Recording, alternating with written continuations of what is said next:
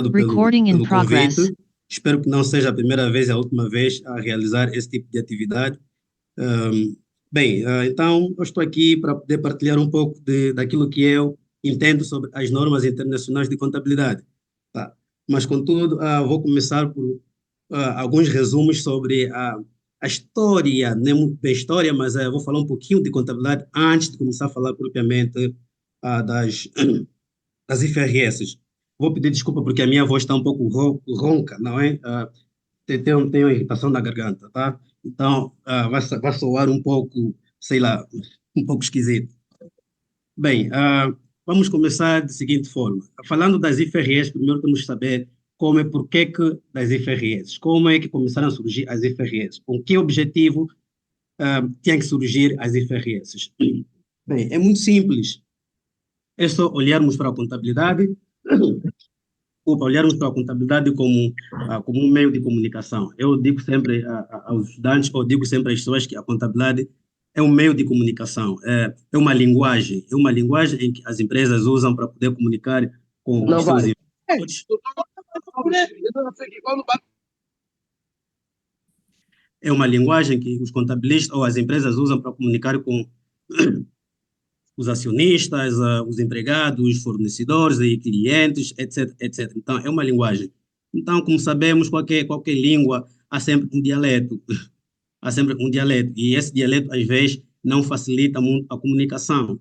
Então, é a mesma coisa que acontece com a contabilidade.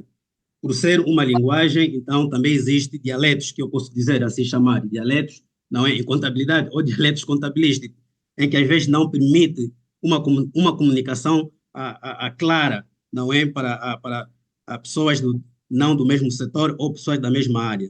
Então, aí onde começou, depois da Revolução Industrial, que os países no mundo já poderiam entrar em contato uns aos outros, não é, que aí já, quer dizer, a atividade econômica já era aberta, então daí havia a necessidade de começarmos a olhar numa linguagem comum, não é? Então daí começou a surgir a ideia de unirmos, ou de termos uma contabilidade padronizada. Não digo padronizada porque nunca vamos conseguir padronizar a contabilidade, mas sim de uma forma de harmonizar a contabilidade. Daí é onde começou a surgir a ideia de unificar a contabilidade. Então, em 1973, criou-se a IASC, não é? A IASC foi o grupo que foi criado em 1976 com o objetivo de publicar as normas internacionais de contabilidade. E aí publicou normas internacionais de contabilidade. Em 2001, a IASC deixou de existir, passou a ser Uma entrevista, a IASC deixou de existir, então passamos a ter a IASB, que deu a sequência em elaboração e publicação das normas internacionais de contabilidade, que hoje são chamadas as IFRS, não é? Mas com que objetivo tinha essas IFRS? Bem, o objetivo era para facilitar a transparência, a comparabilidade e a integridade das demonstrações financeiras. Esse é o grande objetivo das IFRS. E atualmente no mundo podemos ver que a média de 140 países que já adotaram as IFRS, né? No universo, bem, se formos a ver o mundo, não é, de acordo com a ONU, existe 195 países no mundo. Bem, isso é de acordo com a ONU, não sei, mas nesses 195 já temos 140 países que já adotaram as normas internacionais de contabilidade, que são as IFRS. Então, Angola também não queria ficar atrás, não é? Então, esse processo está em desenvolvimento, estamos a nos organizar também para ver se 1 de janeiro de 2026 também adotamos as normas internacionais de relato financeiro, que são as IFRS.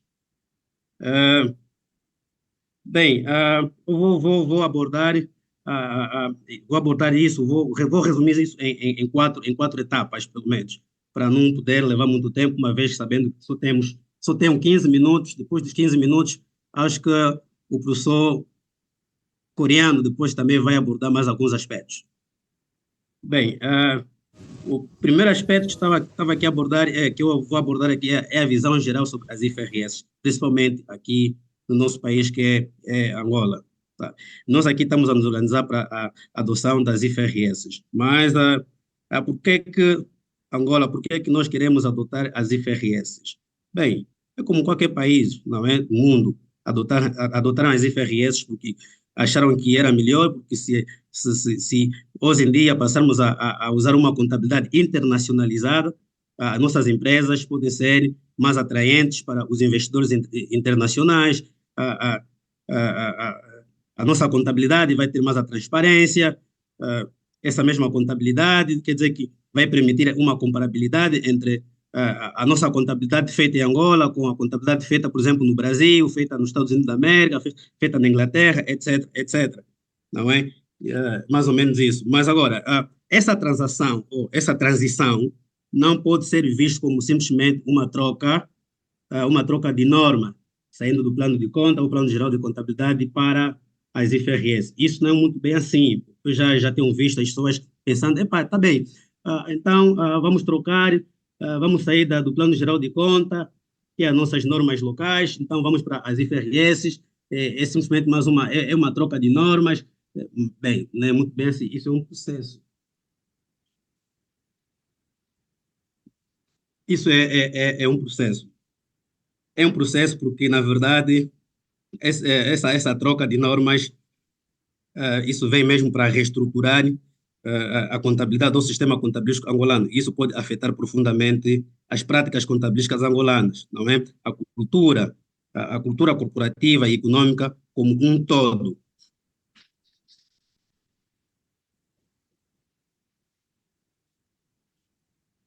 Isso pode afetar, pode afetar as práticas contabilísticas angolanas, vai afetar a estrutura, quer dizer, o próprio sistema contabilístico angolano, isso vai ser afetada.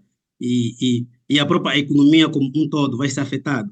Então, isso não é simplesmente uma troca de norma, mas é um processo que deve se levar mesmo em consideração. É um processo que deve se levar em consideração, não é? Isso vai exigir, isso exige muito desafio, não é? Vai exigir muito desafio, principalmente aos profissionais de contabilidade, às empresas, não é? Ao próprio governo. Então, não podemos olhar isso como se fosse simplesmente uma troca. Então, se isso é uma troca, então nós podemos descansar, é uma troca, depois vamos ver isso, vamos memorizar as coisas e aí vamos fazer a contabilidade. Não, não, não. Não é muito bem isso. As IFRS não é muito bem isso. Eu trabalhei em África do Sul e eles usam as IFRS, então ah, é trabalho, é um trabalho muito a sério que devemos levar em consideração, tá? Devemos levar isso em consideração. Ah, as IFRS normalmente têm os seus benefícios, não é? Têm os seus benefícios, adotando essas normas, também tem a sua desvantagem, não é? Por exemplo, tem vantagem, tudo que tem vantagem tem as suas desvantagens. Então, uma das vantagens que nós podemos encontrar nas IFRS, ou uma das vantagens, não é? Eu vou citar aqui pelo menos quatro vantagens, não é? Para resumir o tempo. Só tenho 15 minutos para falar e estou a tentar falar muito rápido mesmo para poder bater o recorde dos 15 minutos, não é?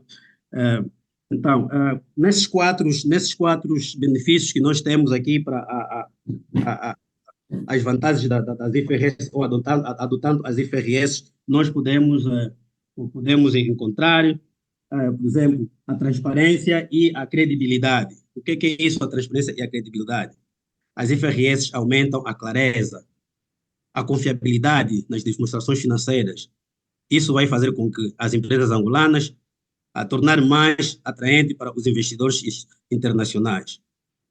As nossas empresas ganharão também a maior visibilidade e respeito ao mercado internacional. Isso é uma das vantagens de nós adotarmos as IFRS, não é? A transação, a outra vantagem é a transação atração de investimentos estrangeiros, tá? Ah, Só o facto de nós adotarmos as IFRS, nós estaríamos a atrair os investidores internacionais, não é? Começarem a olhar para a contabilidade ou começarem a olhar para Angola como um outro mundo, não é? Que é ganhar a credibilidade que eles podem investir para Angola. Então, afinal de contas, todos nós estamos a falar a mesma língua. Não estamos a falar um dialeto diferente a eles, que não conseguem perceber melhor, mas afinal de contas, todos nós estamos alinhados a falar a mesma linguagem. Ah, ah, Também podemos fortalecer o nosso mercado de capitais, não é? Contribuir mais para o desenvolvimento de um mercado de capitais. Isso também é uma das vantagens que nós podemos encontrar na adoção das IFRS. Também a comparabilidade. A comparabilidade. Então, quer dizer, que as nossas demonstrações financeiras podem ser comparadas com qualquer demonstrações financeiras a nível do mundo ou a nível desses países que adotaram as IFRS. Quer dizer que não teremos nenhuma dificuldade ou problema no que diz respeito à comparação, não é, das demonstrações financeiras. Bem, praticamente essas são, pelo menos resumidamente, as vantagens que nós podemos aqui citar na adoção das IFRS em Angola. No que diz respeito às desvantagens, bem, as desvantagens também, por exemplo, podemos encontrar aqui a nossa desvantagem, por exemplo, o desafio ou ainda a capacitação profissional dos nossos técnicos de contabilidade. Bem, a IFRS não é qualquer norma. Então, se a IFRS não é qualquer norma, nós devemos primeiro capacitar os profissionais.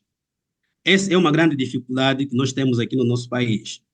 Eu consigo notar isso mesmo a nível do Conselho Nacional de Inovação Contabilística de Angola. Nós temos insuficiência, não é? Ou temos um número suficiente de profissionais, não é? Na área das IFRS. A doutora Joana está aí presente, ela pode testemunhar isso. Então, isso é um dos grandes problemas. E não podemos olhar só simplesmente implementar as IFRS, mas sempre pensando como e quem vai trabalhar com as IFRS em Angola. Essa é uma das desvantagens que isso pode trazer. Isso pode ser um dos bloqueios na adoção da IFRS em Angola, porque não adianta implementar uma norma em que as pessoas não estão capacitadas para poderem atuar, não é? Ou aplicar essas mesmas normas. Isso é uma das vantagens que nós podemos encontrar. A outra desvantagem é a resistência à mudança. Bem, a resistência à mudança, digo isso porque temos uma cultura totalmente diferente de outros países. Então, a resistência à mudança pode ser também as empresas, por ser mais uma norma nova, que às vezes não conhecem as vantagens que isso pode trazer, as empresas podem negar ou podem não aceitar a implementação dessa mesma norma, não é? E também os próprios profissionais na área de contabilidade podem negar simplesmente porque não conhecem, não têm a capacidade ou não tem formação sobre essas mesmas normas que são as IFRS. Isso também pode ser um bloqueio na adoção das normas internacionais de contabilidade, não é? E também, por exemplo, o custo de implementação também pode ser também uma das vantagens, as desvantagens que nós temos aqui na adoção das IFRS em Angola. O custo de implementação, quando eu estou a falar de custo de implementação,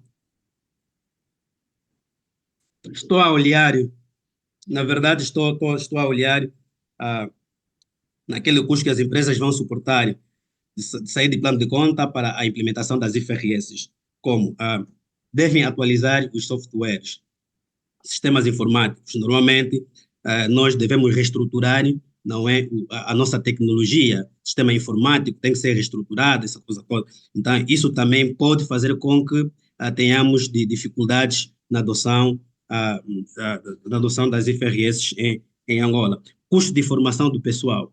As empresas vão suportar custos enormes para formar pessoal, o seu pessoal, para adquirirem a conhecimento suficiente para poderem interpretar e pôr à prática as IFRS, porque o grande problema das IFRS são as interpretações. As interpretações e pôr aquilo em prática. Muitas das vezes você lê, mas ler não é aplicar as IFRS. Aplicar as IFRS é uma outra coisa. Então, nós precisamos de capacitar e as empresas terão essas grandes dificuldades. E também custos com as consultorias. Por ser uma nova norma em Angola, eu acredito e eu acho que ah, muitas consultorias internacionais vão atuar e não vão cobrar nada barato, não é, para as consultorias dessas mesmas normas. Então, isso também é uma das desvantagens que nós podemos levar em consideração, não é? Até preparar o capital humano, quer dizer que vamos usar muitas consultorias, não é? E eu acredito, já sei como é que é o nosso país, então, e a maioria das consultorias que vão atuar mesmo são as consultorias estrangeiras, e isso, as empresas devem estar preparadas para esse tipo de custos, não é? E isso ainda é preocupante para aquelas pequenas, as micros, as pequenas, as médias empresas. Normalmente, essas empresas vão suportar grandes custos para a implementação das IFRS. E também uma das desvantagens pode vir ser o desreconhecimento e também desinteresse da própria, quer dizer, da norma. Não é? Muita gente não conhece a norma e a pessoa não tem interesse de aprender a norma. Por exemplo, nós estamos aqui a falar da implementação das IFRS, mas até o momento ainda não vi o pronunciamento de muitas empresas, não é, a mostrar a preocupação sobre a implementação das IFRS. Não estou a ver isso. Aos profissionais também não sei, até o momento, as pessoas que conheço, se calhar, as pessoas que conheço não mostram interesse ou não mostram interesse de ir buscar o conhecimento, capitalizar-se mais, investir em si, em termos dessas normas, porque em 2026 nós vamos implementar as IFRS em Angola. E isso pode vir nos apanhar de surpresa, como o IVA nos apanhou de surpresa, que às vezes até fez com que muitos contabilistas desistissem dessa prática de contabilidade, porque é o imposto que as pessoas não contavam, então surgiu e muitas pessoas, por desinteresse e o desconhecimento desse mesmo imposto, fez com que muitos abandonassem esta mesma profissão. E isso não vai acontecer, isso não vai deixar de ser também com as IFRS. Eu ainda acho que muita gente ainda vai deixar de exercer a sua função de contabilista, ou a sua profissão de contabilista, só por causa da implementação das IFRS. Isso estamos a falar o quê? Isso mais o desemprego. Isso vai trazer mais o desemprego na área de contabilidade. Por quê? Porque as pessoas têm medo. O que é IFRS? Quer dizer, tem que voltar a aprender. Mas, se bem que sabemos que às vezes é bom aprendermos a desaprender para podermos aprender. Então, essas são as desvantagens que nós podemos citar na implementação das IFRS em Angola. E também, além disso, podemos ver as implicações práticas, não é, da adoção das IFRS. Nas implicações práticas da adoção das IFRS, nós podemos ver mudança no processo contabilístico, que eu já expliquei anteriormente. Com a adoção das IFRS, isso vai exigir que as empresas sigam novos métodos de reconhecimento, mensuração de ativo, passivo, proveitos, custos. Isso implica uma reestruturação no processo contabilístico, que isso não vai ser nada fácil, porque, na verdade, já vamos passar a usar uma nova estrutura conceptual, não é? Que é publicada pela IASB. Então, isso requer mesmo muita concentração, requer muito conhecimento sobre essas práticas. E também o impacto financeiro nas demonstrações financeiras, não é? Isso, as IFRS pode trazer um impacto nas demonstrações financeiras, não é? Pode mudar a forma como os resultados apresentados nas demonstrações financeiras usadas atualmente e que vai se usar futuramente, não é? Por exemplo, como é o reconhecimento de proveitos dos custos, isso poderão ser reconhecidos de maneira diferente, o que também pode influenciar na análise econômica financeira de muitas empresas, não é? E por outra, a capacitação dos profissionais também, isso é uma das implicações práticas de adoção das IFRS. É fundamental que os contabilistas e auditores angolanos estejam bem capacitados para as IFRS. Senão, isso vai ser mais uma qualquer norma. Surgiu, mas não tem impacto nenhum e a norma mal aplicada, isso não vai trazer nenhuma clareza como estamos a pensar nas nossas demonstrações financeiras, não vai trazer nenhuma comparabilidade, não vai trazer nenhuma transparência nas demonstrações financeiras, porque as pessoas vão aplicar isso e vão implementar isso de uma forma errada. Então, nós precisamos de capitalizar, na verdade, os nossos profissionais nessa área, não é, para serem hábil no que diz respeito à implementação e à interpretação das próprias IFRS, se nós queremos que isso tenha um sucesso. Bem, para concluir, dá espaço à doutora Joana Canela, depois ao doutor Coreano, não é? Na minha opinião, a implementação das IFRS em Angola vai representar uma oportunidade de modernização, não é? E integração da nossa economia no mercado internacional. E a adoção das IFRS pode fortalecer a transparência, melhorar a credibilidade das empresas angolanas e atrair mais investidores estrangeiros. Portanto, precisamos um esforço, não é? Em conjunto. Não é só o Conselho Nacional de Inovação Contabilística, mas nós, como os profissionais também das práticas contabilísticas, o próprio governo, as empresas, devemos abraçar isso, devemos contribuir para isso, né, para garantir que nós tenhamos os benefícios das IFRS, caso que forem implementados em 2026, não é? Esses benefícios podem vir ser benefícios a longo prazo. Então, eu espero ter fornecido uma visão clara sobre as IFRS nesses meus resumos. Acho que é tudo o que eu tinha para poder falar sobre as IFRS de uma forma resumida. Doutora Joana? Professor Cani, muito obrigado, tanto pela sua apresentação excelente, como por ter cumprido o tempo, foi exatamente 20 minutos, ok? Menos 10 segundos, portanto é um recordista, muito obrigada. Já agora, antes de passar a palavra ao professor Coriolano, eu gostava só de ler aqui o comentário que o Álvaro José, que é um dos nossos assistentes, escreveu aqui no chat, no bate-papo, só para partilhar com toda a gente. Portanto, ele diz que, na minha opinião, apenas falta a implementação efetiva por parte do Governo, através da AGT, tal como foi com o IVA. No princípio também havia ceticismo, mas num piscar de olho todo mundo passou a dominar o IVA. Eu estudei as IFRS em 2013 pela OCPCA, na altura Comissão Instaladora, dada pela Ordem dos Contabilistas de Portugal, mas de lá para cá nem água vai, nem água vem, é uma expressão curiosa. Portanto, nós, os contabilistas, estamos preparados sim, apenas estamos à espera da implementação.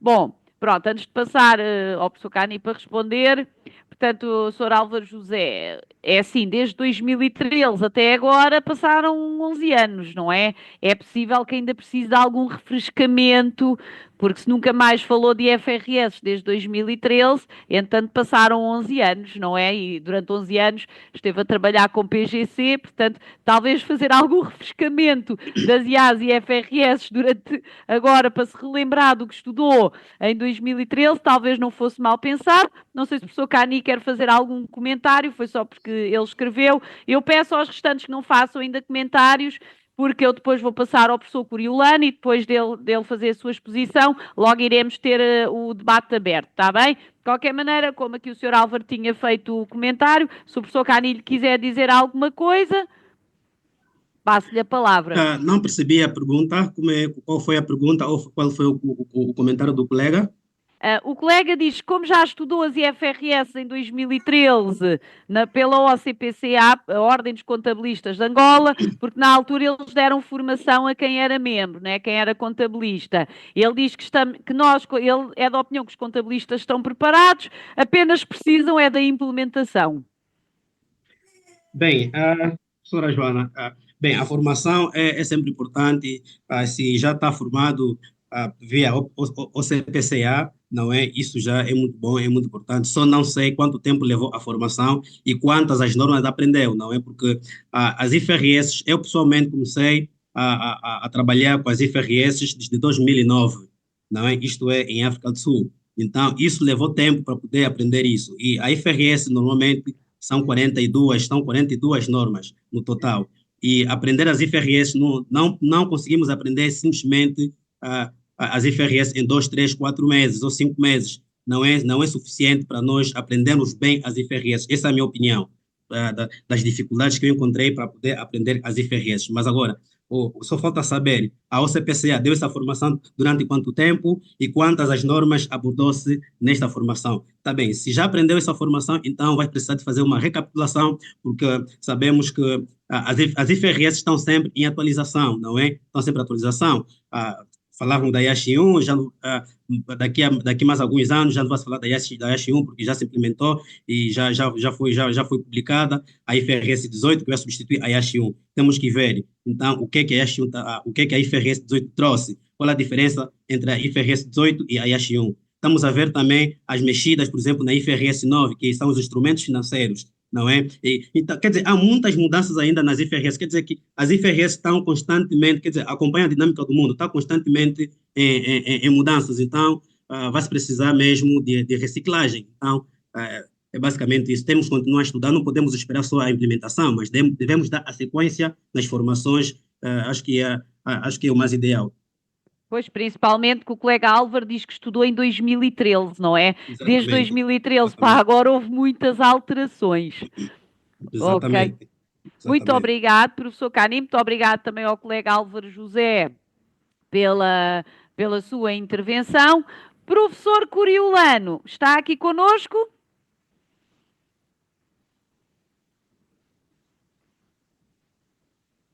Espera aí, professor Coriolano, precisa que eu lhe faça o unmute. Ele, entanto, deve ter caído. Deixa-me procurar. Como estava muita gente a entrar com o... Professor Coriolano, já pode ligar o som? Pronto, eu tive um Pronto. probleminha aqui com o microfone. É que eu tive que ativar uma opção que toda a gente que entra, entra com mudo, porque senão estavam constantemente a nos interromper. Bom, então eu passo agora a fazer uma pequena apresentação do professor Lucivando Coriolando, é contabilista, portanto, formado em contabilidade pela Universidade Federal de Pernambuco, no Brasil, é pós-graduado em contabilidade, perícia e auditoria pela Universidade Norte do Paraná. Também tem uma pós-graduação em Contabilidade Empresarial e Estratégia Económica pela Uninter e está neste momento a fazer uma graduação em Análise e Desenvolvimento de Sistemas pela UniFBV, penso que também é no Brasil. Atualmente é contabilista da Prefeitura Municipal de Ipojuca, lotado na Controladoria Geral do município e lida com a auditoria governamental. Também é professor empreendedor, é escritor no blog professordecontabilidade.com e também é youtuber, portanto, no canal Professor Coriolando Tecnologia e Negócios. Pronto, professor Coriolando, muito boa noite, muito obrigado por ter aceito o nosso convite e pronto, dou-lhe a palavra, tenha a bondade, sei que vai partilhar uma pequena apresentação connosco, não é? Pode começar, né? Sim, sim, sim. Pode Pronto. começar, tem agora o tempo. Eu não sei se eu vou conseguir sintetizar com tanto brilhantismo que eu sou cano. Eu vou passar uma rápida. A gente vai falar um pouco, retroceder 10 anos, 10 mil anos de contabilidade, passando pelas escolas de pensamento contábil, normas internacionais, a evolução da contabilidade, planilhas de Excel, comparar o balanço, como é de Angola, como é do Brasil, a ordem de liquidez, enfim. Ok. O que eu queria, de antemão, deixar que esse projeto é brilhante. A partir de hoje, a contabilidade não será mais a mesma. Por quê? Exatamente no dia 10, Dia Internacional do Contabilista, exatamente nesse dia, a gente tem a primeira conferência internacional que reúne Brasil, Angola e Portugal. Eu estive pesquisando, vasculhando a internet e não percebi ainda que Angola esteve ainda à frente de alguma conferência internacional. Caso alguém saiba que sim, pode responder aí no chat. Até porque eu recebi uma ligação do Mauro Leandro lá de Luanda. Ele me disse que, de fato, esse é o primeiro, é o startup, é um marco, uma revolução na contabilidade no sentido que Brasil, Angola e Portugal estão juntos, até porque são países de língua portuguesa. E eu tive uma rápida visita às universidades pernambucanas, a Universidade Federal de Pernambuco, eu estudei, UniFBV, que eu faço análise de sistema, na Unibra, na Exuda, na Fafir, no Unifafir, eu tive em várias, na Uninasal, mas eu estive a perceber que existem algumas coisas. Eu tive um bate-papo com o coordenador do curso da Exuda, Célio. Ele falou uma coisa que vai muito de além, vai muito o que se encaixa nisso, que Angola, por ser um país pobre, ele adotou o modelo contabilístico, o bloco continental, que é o caso de Brasil e Angola. O que é o bloco continental? O bloco continental ele é voltado para a parte fiscal, que deixa a contabilidade mais assim em segundo plano. As regras fiscais, elas têm um impacto assim influenciam na contabilidade no sentido que o empresário, antigamente, ainda hoje isso acontece, mas tem melhorado ao longo dos anos, no sentido de que o contador, o empresário que toma decisão, quem tem escritório sabe isso em Angola, aqui no Brasil não é diferente, é o bloco continental, no sentido que ele quer saber quanto eu vou pagar de imposto, quanto é que eu vou pagar de imposto. Tem essa história de que a balança, quanto é que vai dar de lucro, isso tem mudado. Claro, a consulta consultiva, isso se deve, em grande parte, a quê? Ao avanço da tecnologia e da informação, no sentido que vem a parte de segurança de dados, contabilidade em nuvem, isso tem valorizado a profissão contábil. Até o professor Cândido sabe muito bem que o que é que acontece? Acontece que a implementação das normas de contabilidade trouxe avanços e desafios. Desafios que a gente vai ver lá na frente, que se a gente for comparar o balanço aqui no Brasil, como era antes da Lei 11.638/2007 e após a 11.638, que é a Lei das Sociedades Anônimas. É a lei no Brasil que é aplicada às sociedades anônimas, mas se aplica às limitadas também.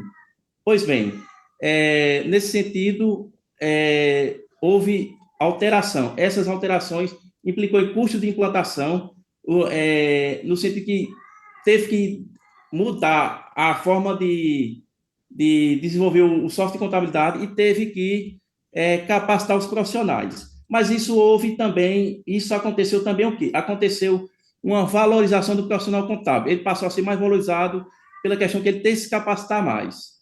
Então, permitam um minuto compartilhar a tela para os senhores.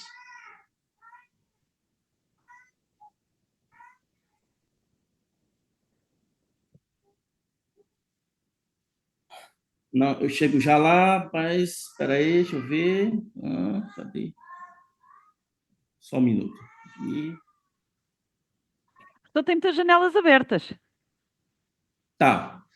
Então, eu sei que aqui, antes de entrar bem no assunto, existe uma grande curiosidade que eu notei na reunião, o que é que espera da minha apresentação. Eu vou mostrar isso, vai ser um bate-papo bem dinâmico, mas eu sei que eu não tenho muito tempo, eu preparei essa apresentação para um tempo maior, mas esse tempo maior pode ser aproveitado nas perguntas. Então, fiquem comigo.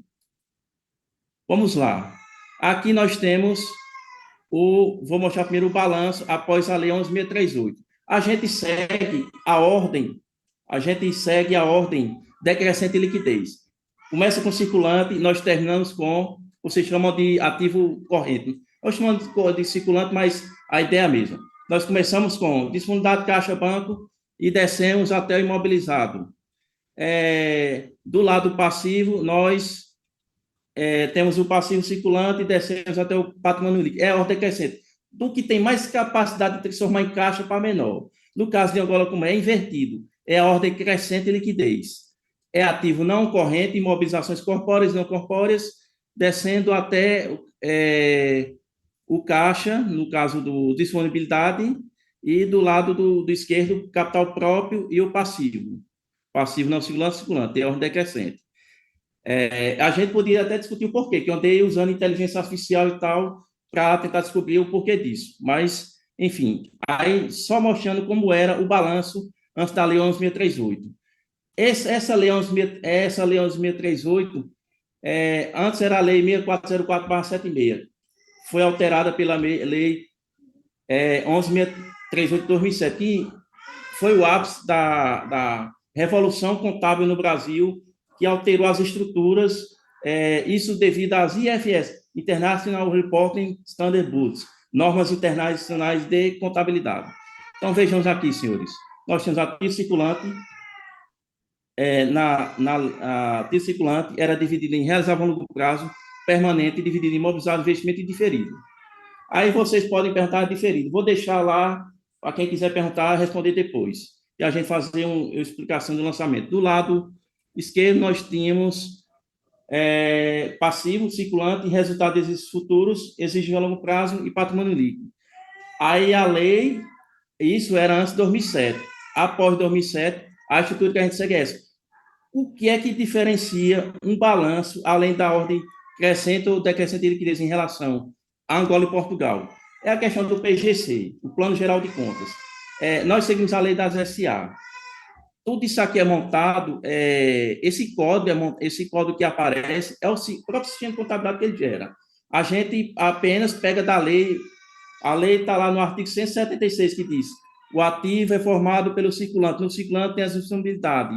e no não circulante tem-se isso. O imobilizado são as despesas que não se destinam à manutenção da atividade operacional da empresa. Existem os conceitos. Esses conceitos a gente aplica e encaixa no software. Então, o que é que acontece? No caso do PGC de Angola, o PGC, o Plano Geral de Contas, que é o decreto 82/01, ele em grande parte não segue as normas internacionais de contabilidade, o que segue é o COTINF, para as instituições financeiras bancárias e não bancárias, é que aqui nós temos, por exemplo, nós temos ativo, circulante e banco, vamos supor, nós temos uma farmácia João da Silva, farmácia Lucas. Na conta Banco Movimento, nós vamos ter Banco do Brasil e vamos descer analiticamente até a agência 2371. Se uma tem um regime tributário lucro real, outra tem Simples Nacional, a outra vai ter a agência 2271, por exemplo. Em Angola não, é padronizado, todo o ramo de atividade é padronizado, ele não vai descer aqui, ele vai parar aqui. Não sei se os senhores acham que isso a gente pode até discutir aqui no BAPAB, se isso é vantagem, se é desvantagem, mas, na minha opinião, do ponto de vista de conhecimento de estrutura, de avaliação, de tomar decisão, de gerenciar, eu acho que quando vai analiticamente, a situação melhora. Só voltando aqui. Aí aqui eu tenho alguns balanços de vocês, umas planilhas, demonstração de resultado. Aqui em Angola. E vejam a nossa DRE como é que é. Nós só temos um DRE, não temos DRE por natureza, tem por função, não temos isso. Mas isso é outro assunto para o dia 14, vai ser tratado em Lubango, no sul de Angola, sobre as diferenças e semelhanças entre a contabilidade dos dois países. Aí eu vou tentar esmiuçar e vou tentar comparar balanço de Angola com, não só balanço, como demonstração de resultado dos dois países. Vou voltar aqui, cadê? Vou voltar aqui. Vocês estão conseguindo ver a apresentação, né? Está tudo ok aí? Estamos sim, professor, estamos sim. Vamos lá. Agora, o slide não está em modo de apresentação, estamos só a ver o slide no seu Vou ecrã. apresentar agora. Ok. Tá todo mundo Agora vendo aí? sim, Bom, agora estamos a ver. esse aqui é o meu canal no YouTube, depois vocês podem estar visitando. Ela se chamava Professor Coriolano Contabilidade. Aí eu mudei o canal para Professor Coriolano Tecnologia e Negócio, porque eu estou estudando a nuvens de sistema e estou engajado com profissionais e estudantes da área, e devem estar na live aí. Só um minuto aqui. Pronto, aqui. Pronto. Tudo começou, a contabilidade, eu vou fazer um retrospecto de 10 mil anos. Começou, uma coisa interessante, que não existia moeda, não existia número, não existia nada, mas existia contabilidade. Isso era muito maluco. Era intuitivo. Se tinha 10 rebanhos, se tinha lá 10 rebanhos, o homem avistava e dizia, fazia traços, dizia, isso aqui tem 10. E aí veio a evolução da contabilidade, o método das partidas dobradas em 1492, o pai da contabilidade, Frei Luca Pacioli, lançou o famoso método das partidas dobradas. A cada débito, a cada crédito e vice-versa. Depois veio as escolas de pensamento contábil, não vou tratar muito disso. E existe o contexto de Portugal-Angola. Angola foi dependente, segundo meus estudos, dissertação, mestrado, Universidade de Coimbra, Lisboa, tese doutorado, Universidade de São Paulo, e diversos textos, além da minha experiência, eu pude perceber que Angola foi país dependente, ele teve pouco tempo, o Brasil teve mais tempo, mas avançou muito mais do que Angola com relação à implementação das normas internacionais de contabilidade.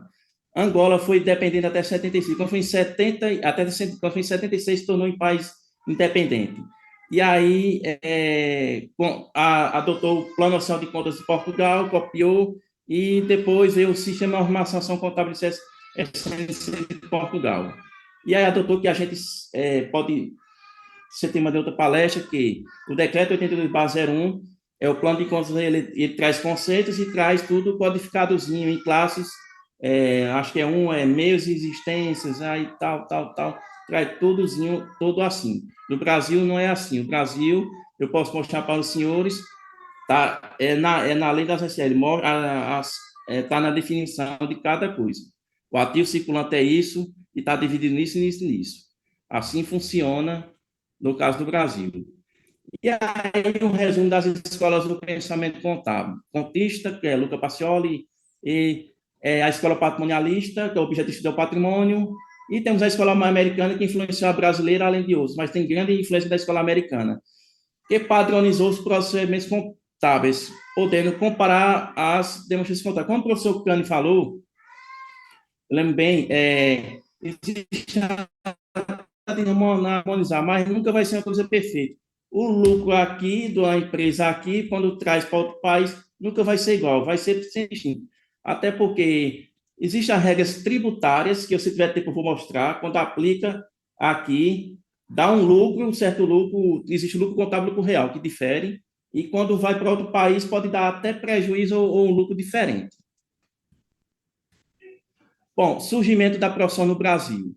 Aí, essa questão do bloco, existe o bloco continental, como eu falei, o bloco continental, o foco é a contabilidade fiscal, é forte influência na contabilidade fiscal, é voltada não para investidores, mas sim voltada para credores, para banco. E o bloco anglo-saxônico, que adota Estados Unidos e Canadá, é o bloco que tem forte influência na contabilidade não fiscal, e o foco são os investidores. Bolsa de valores bem forte. Aqui no Brasil ainda é meio tímido e tal. Essa questão do bloco continental, da contabilidade fiscal se intrometer na parte fiscal, se intrometer na contabilidade, ainda tem raízes no período colonial, em que a coroa portuguesa aqui no Brasil queria arrecadar tributos e instituir tributos, etc. e tal. Sendo que no século XIX veio a profissão do guarda-livros, que era como se fosse um técnico de contabilidade, que ainda assim a sociedade ainda não vê o contador como aquele cientista contábil, aquele para fazer uma contabilidade para tomar decisão, mostrar balanço, fazer análise, mas sim emitir guias e tal. É uma parte ainda está assim, mas tem mudado muito, como eu falei, com o avanço da tecnologia e da informação. No século XIX veio as primeiras escolas de comércio, onde veio os cursos de guarda-livros. Tem aqui no Brasil a Escola de Comércio Álvares Penteado. Detalhe, o grande avanço na contabilidade se deve a uma pessoa chamada, não sei se você já ouviu falar, Dr. Antônio Lopes de Sá. Dr. Antônio Lopes de Sá era um cientista, ele morreu com 84 anos, era doutor honoris causa em ciências contábeis, doutor em leis, doutor em economia, produziu mais de 15 mil artigos de opinião, e tem um livro que, Perícia Contábil, que inclusive tem um professor aqui em Recife, chama Paulo César, estive com ele, adoro esse livro, é o livro referência em Brasil, Perícia Contábil, do Dr. Antônio Lopes de Sá. Dr. Antônio Lopes de Sá foi uma grande contribuição, para vocês verem, se ele estivesse vivo hoje, a contabilidade era uma revolução, porque na época, na década de 40 e 50, a gente não tinha internet como tem hoje. Ele viu a escassez da contabilidade que tinha no Brasil, passou a estudar obras europeias, e aí ele contribuiu muito para a nossa contabilidade brasileira. Em 1946, surgiu o Conselho Federal de Contabilidade, teve os contadores, técnico de contabilidade e guarda-livros. O Conselho Federal de Contabilidade, existe o sistema CFC, que tem os conselhos regionais dos estados, aí os profissionais para ser habilitados é como se fosse o OCPCA aqui. Aqui se é habilitado no Conselho Regional de Contabilidade, CRC, de cada estado. Pernambuco, CRC Pernambuco, CRC São Paulo, etc. e tal. Sendo que a profissão de técnico de contabilidade foi abolida. O técnico de contabilidade poderia fazer tudo com o contador, menos perícia e auditoria, mas ela foi abolida como profissão. E aí, Cani já brilhou aí na apresentação, falando de contabilidade, nós tivemos o IAS, que de 73 a 2000, as primeiras novas contabilidade, as IFRS, que começou em 2004 até os dias atuais, que elas procuram converger as demonstrações e fazer uma comparabilidade.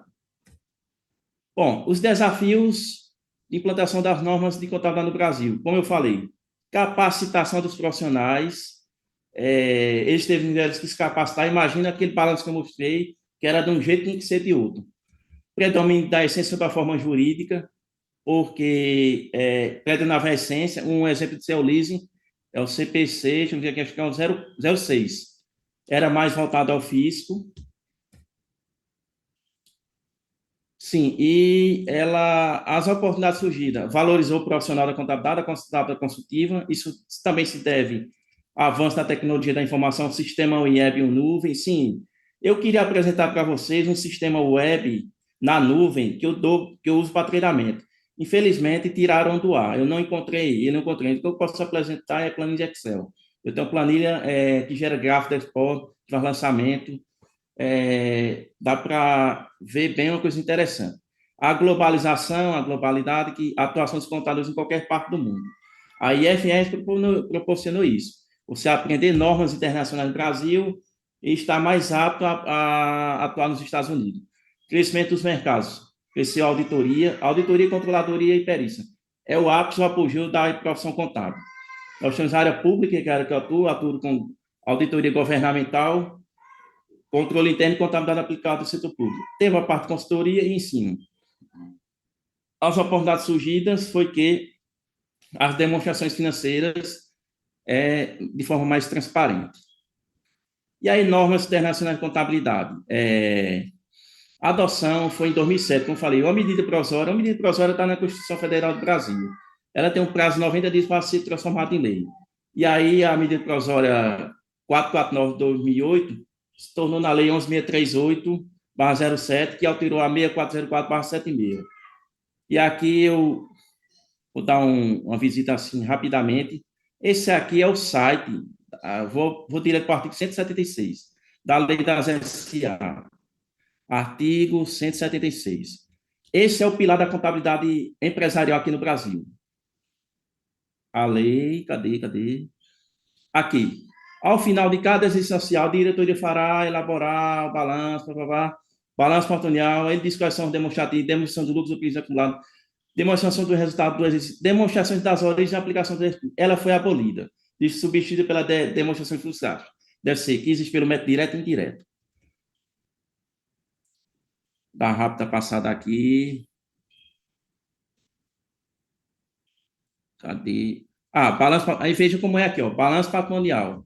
É dividido em ativo em ordem decrescente de liquidez, seguindo o grupo. Circulante e não circulante composto por realizar a longo prazo, investimento também. Então, assim, veja que não tem nada de código, não tem nada aqui, nada contra. Mas a gente segue dessa forma. E os códigos, como é que é tratado? O próprio sistema de contabilidade, ele gera. A gente não debita conta 41, crédito 56, estoque e fornecedor, por exemplo. O sistema contábil cria um código reduzido lá, debita 32, é estoque, debita 42. É o próprio sistema que cria automaticamente. Deixa eu ver aqui. Daqui eu tô aqui.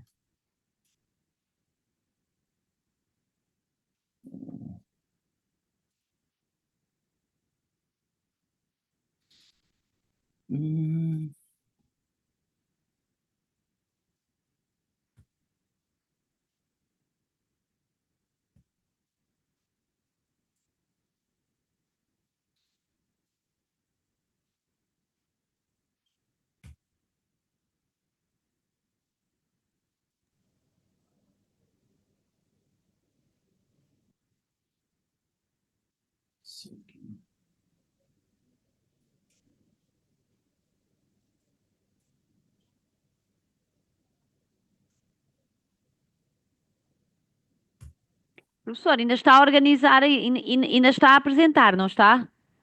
Eu estou só. Eu estou Ok. aqui. Tem um Enquanto probleminha. organizo o slide, portanto, a apresentação, eu por acaso achei curioso dizer que no Brasil não existe código de contas, porque Exatamente. eu também sou professora cá em Angola e nós em Angola de facto focamos muitas É. contas e eu digo muitas vezes, tento sempre incutir nos meus alunos que eles não dependam tanto do código da conta e digo-lhes muitas vezes, há muitos países, na maior parte dos países não há um código de contas, é os próprias empresas é que criam os seus códigos porque Então, seguem apenas os conceitos e as normas. Portanto, era interessante e até gostava que o professor falasse um bocadinho sobre isso aqui porque de facto aqui a maior parte dos nossos participantes são angolanos, estudaram cá e não têm muito essa noção porque eles são muito, o nosso ensino aqui, se tudo correr bem agora com as IFRS já há de mudar, mas é muito focado nos códigos das contas, né? E às vezes até, infelizmente, Claro que esperemos que isso mude, estamos aqui para isso, mas às vezes até quase que focam mais as contas do que os próprios conceitos. E achei curioso, mas pronto, dou-lhe a palavra agora. Então, como eu havia falado, vocês têm o PGC, né? Tem o PGC, ele pouco converge, quem converge mais é o COTINF, que é Ação Instituição Financeira Bancária e Não Bancária, que foi o pioneiro para a assistência financeira. A gente, como eu falei, se você pegar o plano de conta, como é que funciona? Ativo, circulante, banco contra movimento, Banco do Brasil S.A. é o nome do banco, agência 2320. Essa porque essa é a farmácia João da Silva, que tem um regime tributário lucro real, que tem um número de funcionário, que tem um número de faturamento. A outra empresa é do Simples Nacional, que é o regime tributário, que é a agência 2470, não sei o quê. Então, não é padrão, não é padrão. O contador, ele tem liberdade para criar, alterar suas contas de acordo com cada atividade. Aqui é isso funciona. Não sei se eu fui claro, doutora Joana Canelas, nesse sentido. Foi sim, foi sim. Ó, e aqui as demonstrações contábeis. Brasil, nós temos o balanço patrimonial, demonstração de resultado do exercício, fluxo de caixa, nosso aplicativo é DMPL, demonstrações das mutações patrimoniais. E temos a DVA, demonstrações do valor acionado, que é para sociedades anônimas. Nós temos sociedades anônimas, capital aberto e capital fechado. Do lado do PGC tem agora, tem balanço patrimonial, DRE, resultado e DFC. Como eu falei, o sistema contabilístico de normação contábil internacional, bloco anglo-saxônico, Austrália, Canadá, Estados Unidos, Dinamarca, Holanda, ProSan antiga, grande mercado de capitais orientada para os investidores, já falei isso, muita divulgação e separação entre regras contábeis e fiscais, bloco continental, Angola, Brasil, Portugal, Alemanha, França, Bélgica. É a ProSan recente, que o Brasil é de 45 para cá, né, depois do CFC, população recente, pequenos mercados de capitais ainda é tímido, nós temos aproximadamente, nós temos milhares de empresas pequenas e as grandes empresas, em torno de 500 de ações na Bolsa de Valores, na Bovespa. É orientada para o credor e domínio da fiscalidade, da tributação. E aqui a gente pode utilizar inteligência artificial também para mostrar algumas coisas, já que eu estou estudando elas nesse sistema, que eu achei interessante. Por que a contabilidade angolana utiliza código de contas? Vamos ver essa primeira aqui, deixa eu ver aqui. Cadê? Porque as contas do ativo e passivo em alguns países seguem a ordem decrescente de liquidez.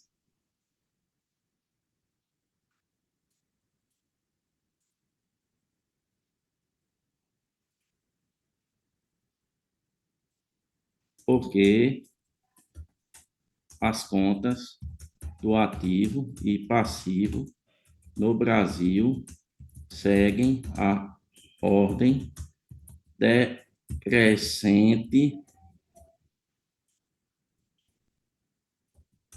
de liquidez. Vamos lá. Vamos botar para a máquina responder para a gente. A máquina burra, inteligente é o homem.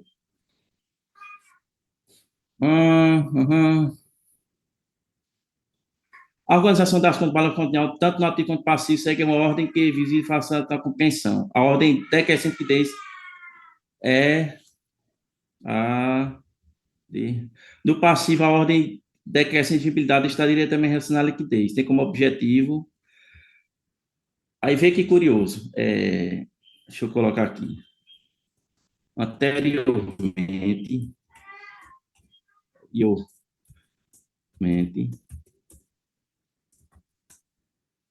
você havia dito que no Brasil era ordem crescente.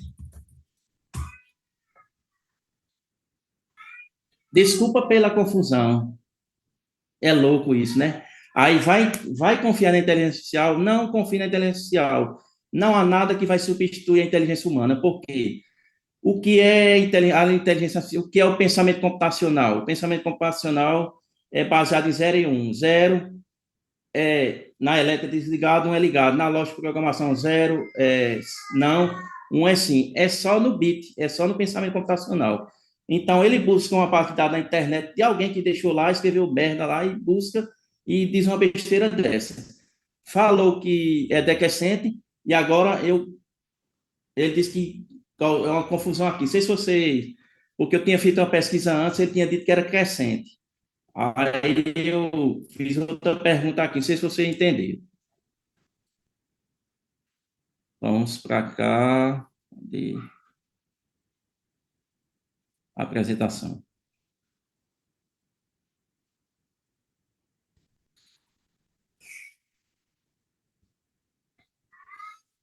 A inteligência artificial vai substituir o homem? Eu pergunto a vocês. É uma pergunta que eu faço. E aí, Joana Canelas, professora? Ah, sim, professor Coriolano, pronto. A inteligência artificial não é muito o tema aqui da nossa primeira live. De qualquer maneira, agradeço-lhe ter puxado o tema. Pronto, na minha opinião, acho que a inteligência artificial é extremamente útil, mas obviamente não vai substituir o homem, não é?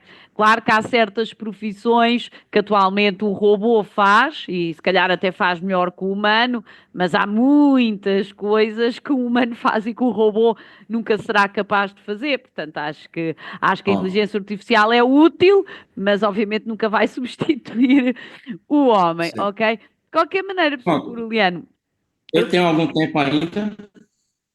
sim, ainda temos algum tempo, mas eu gostaria que abordasse um bocadinho sobre o que é que foi. Pronto, já temos um bocadinho o tempo, mas antes de passarmos às perguntas, se o professor pudesse abordar um bocadinho o que é que foi a sua experiência com a implementação das normas internacionais no Brasil. Porque nós aqui em Angola atualmente estamos prestes a implementar as normas internacionais e eu penso que que os espectadores, pronto, basicamente o que querem saber um bocadinho é o que é que foi esta experiência, o que é que foi a experiência para si, não é? Vive no Brasil e com certeza vivia no Brasil quando implementaram as normas, porque nós aqui também estamos ansiosos, não é? Pela nossa implementação, e então era um bocadinho isso que ainda gostaríamos de ouvir de si.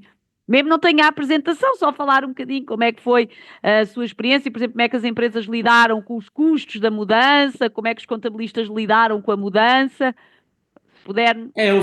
Como eu falei, houve muita resistência, né? Houve muita resistência porque a contabilidade ainda, como eu falei, é muito voltada ao fisco.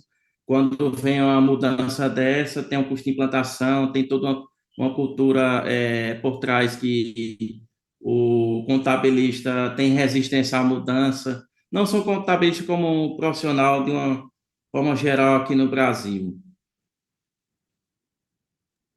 Ok. Agora, eu também gostaria, não sei se está aberto o debate agora, portanto, professor Coriliano, muitíssimo obrigado pela sua apresentação.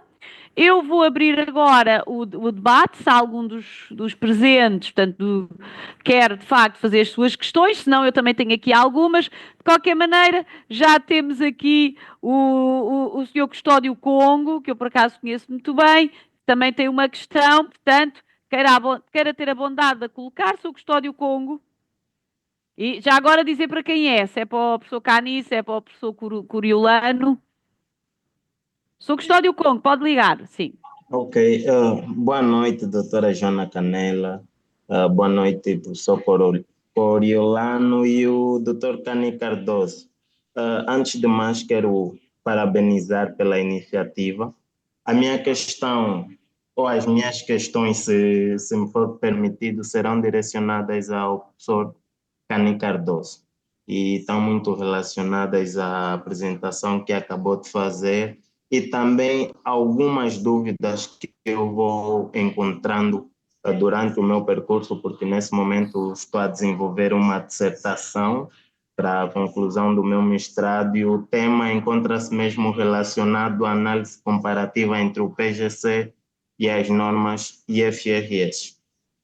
O Dr. Cani Cardoso, enquanto fazia a sua apresentação, quando mencionava sobre as vantagens da implementação das normas internacionais IFRS, mencionou que uma das vantagens seria a comparabilidade.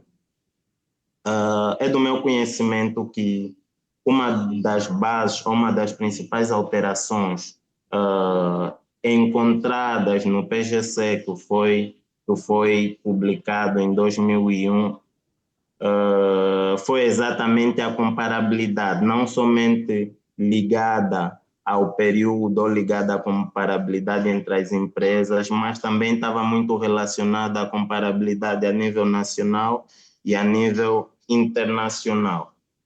Em função disso, eu gostaria de saber onde é que falhamos, porque novamente trazemos aqui o elemento da comparabilidade, se na primeira normalização contabilística esse elemento já encontrava-se aí. Então, o que é que aconteceu? Por que que a comparabilidade na altura deixou de funcionar? E tendo aqui uma visão sobre a possível resposta, que poderá estar relacionada ao não acompanhamento da evolução das normas internacionais, que são extremamente dinâmicas. Gostaria de saber o que é que a Comissão de Normalização Contabilística está a fazer no sentido de garantir o acompanhamento ou que esta normalização faça um acompanhamento efetivo da dinâmica das normas internacionais, porque podemos implementar as IFRS este ano e provavelmente a maior parte das normas ou algumas normas já não se fazerem sentir no próximo ano, se houver assim a necessidade de fazer alguma alteração. Poderia apresentar as outras questões, não sei se estou a roubar muito tempo. Doutora Joana. Penso que o professor Cani pode... Não sei quais é que são as outras. Sim, Se calhar melhor dizer posso já as responder. três e assim depois o professor Cani responda tudo, se calhar de uma vez, obviamente conforme o tempo, Posso responder o primeiro, Exatamente. tá? Posso responder o primeiro. ok? Posso responder o primeiro, depois vai colocando. Tá Bem, bem. apesar do Congo, é isso, não é? O Estado do Congo. É o seguinte, quando fala-se de comparabilidade, não é? Nós estamos a olhar as normas, normalmente as IFRS, a base de elaboração das IFRS é uma estrutura conceptual dos relatos financeiros, tá? E, e a estrutura conceptual dos relatos financeiros, isso foi publicado em 1989.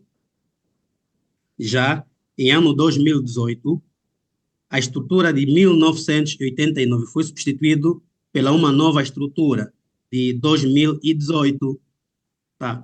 E depois, ele já nos dá as características qualitativas das demonstrações financeiras. E dentro das características qualitativas das demonstrações financeiras, nós encontramos as fundamentais e das melhorias. Então, dentro das características fundamentais, nós encontramos das melhorias, ainda temos o requisito comparabilidade. Além de ser um dos requisitos da estrutura conceptual, na IASH 1 faz parte dos princípios ou das características que deves ter em conta ao elaborar as demonstrações financeiras.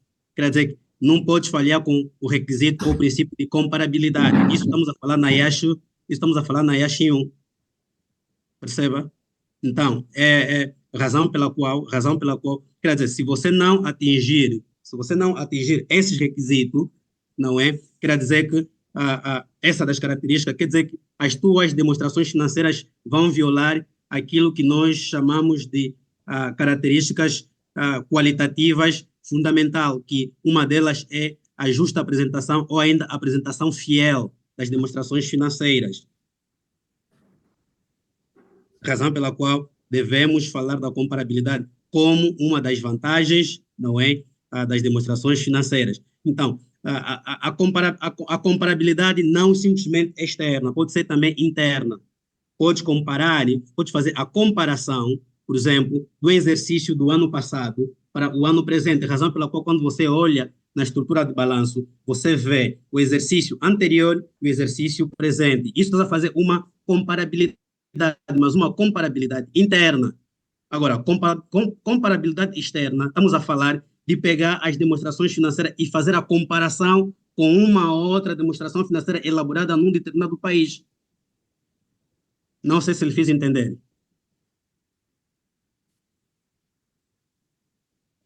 Sou Custódio Congo. Não sei se ficou satisfeito, se tem mais alguma questão.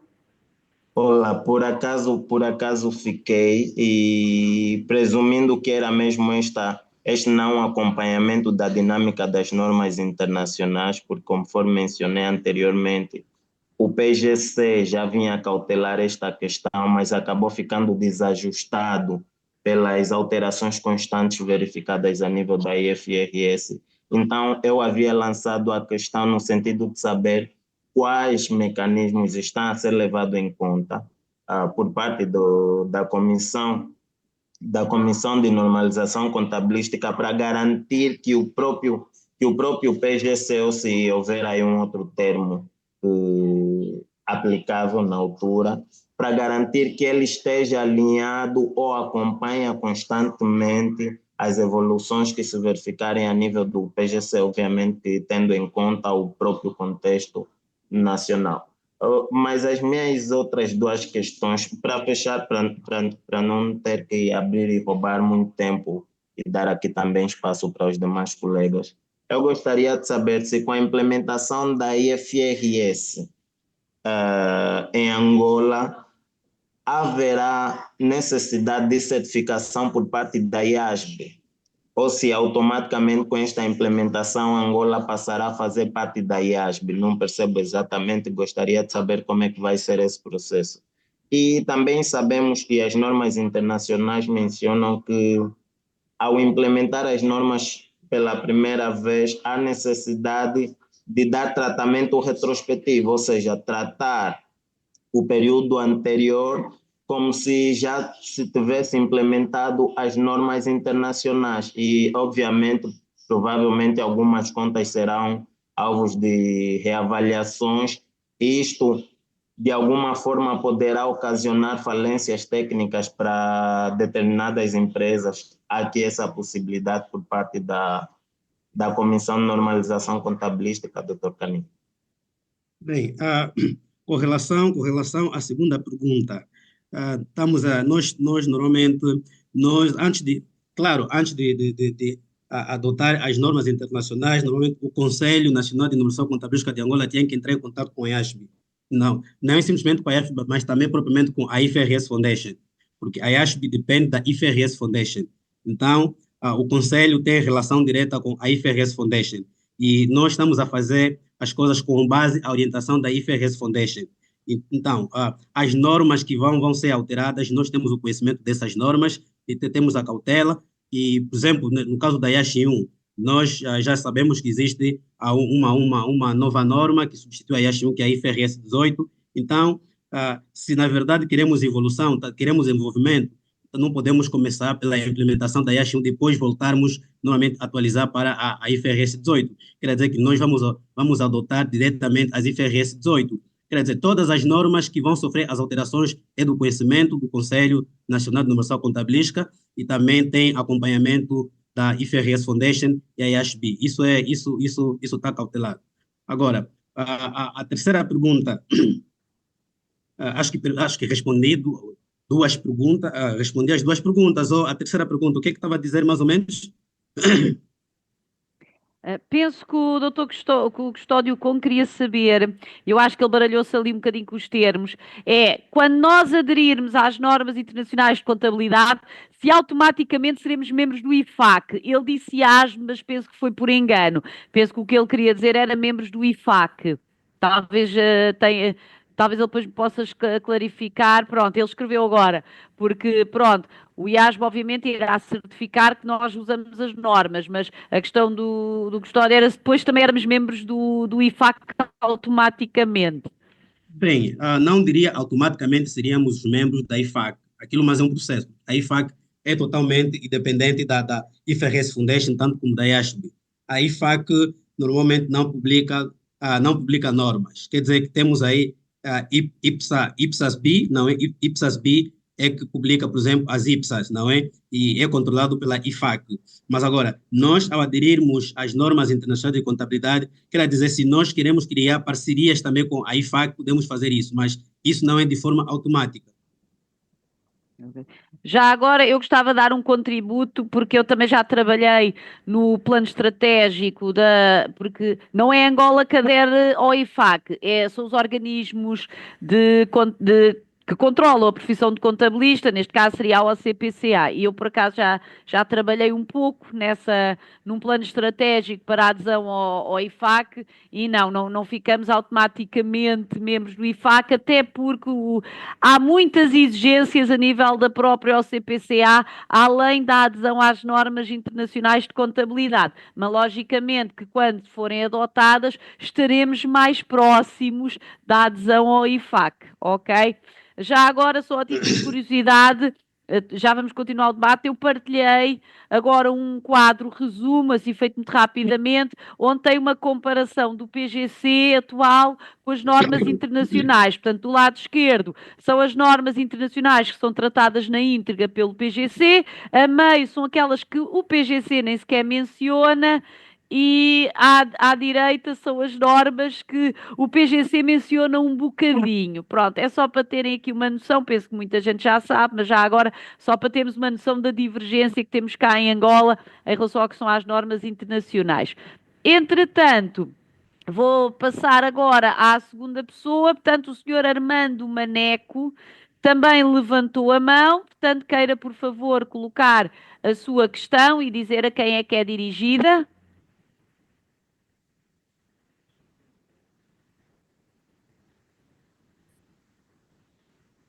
Senhor Armando Maneco.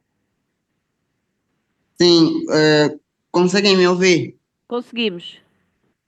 Boa noite a todos.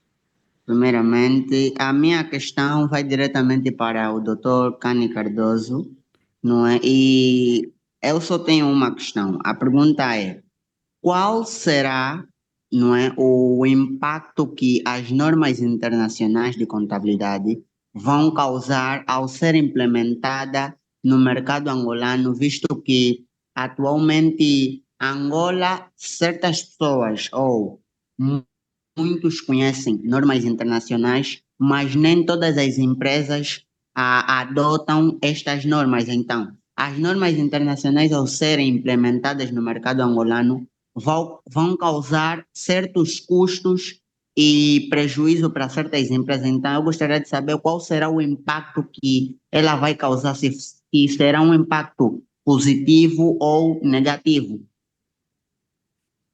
Muito bem. Prezado Maneco, como disse a vez passada na minha apresentação, não é? Podemos ter impacto positivo como impacto negativo, tá? Principalmente impacto negativo, se calhar, para as pequenas empresas. Mas, mesmo assim, nós estamos a pensar também em implementar as normas, as IFRS para as pequenas e médias empresas. Quer dizer, as pequenas ou as micros, as pequenas e médias empresas, normalmente não vão aderir propriamente às IFRS para as multinacionais, porque o custo para a implementação das normas internacionais ou as IFRS para as multinacionais, as grandes empresas, normalmente o custo é muito elevado com relação a quem adota as IFRS para as pequenas e médias empresas. Neste caso, no contexto angolano, estamos a falar das micros e pequenas e médias empresas, se estou certo. Então, quero dizer que estamos a olhar também para esse lado, não é? Para não poder dar um impacto muito negativo às micros, pequenas e médias empresas. É mais ou menos isso aí, estamos a olhar para esse lado. Mas se não, se for só simplesmente as IFRS, não é? Porque as IFRS normalmente é mais para as empresas ou as grandes empresas. Então, se formos olhar só simplesmente para as IFRS e não termos olhado para as IFRS para as pequenas e médias empresas, então, aí poderia ter um impacto muito, muito, muito negativo no que diz respeito aos custos, não é, de implementação. E sabemos que as IFRS estão sempre em constantes mudanças, mas as IFRS para as pequenas e médias empresas não mudam-se tanto. Quer dizer, as IFRS para as pequenas e médias empresas, aquilo é uma miniatura das próprias IFRS. Então, isso não vai trazer um impacto muito negativo, tá? Se bem que tudo tem um impacto negativo, mas não vai trazer um impacto muito negativo. A razão pela qual estamos a olhar para essas normas, pequenas e médias empresas. E a doutora Joana Canelas é uma das pessoas que foi responsável, não é? Que traçou já um modelo para a implementação das IFRS para as pequenas e médias empresas. Se eu tiver errado, a professora Joana pode corrigir. Não, sei se é respondi à verdade. pergunta. É verdade, estive a trabalhar com o grupo que está a lidar com as normas para as pequenas e médias empresas. Muito obrigado, doutor Cani. Entanto, senhor Armando, Sim, ficou satisfeito com a resposta?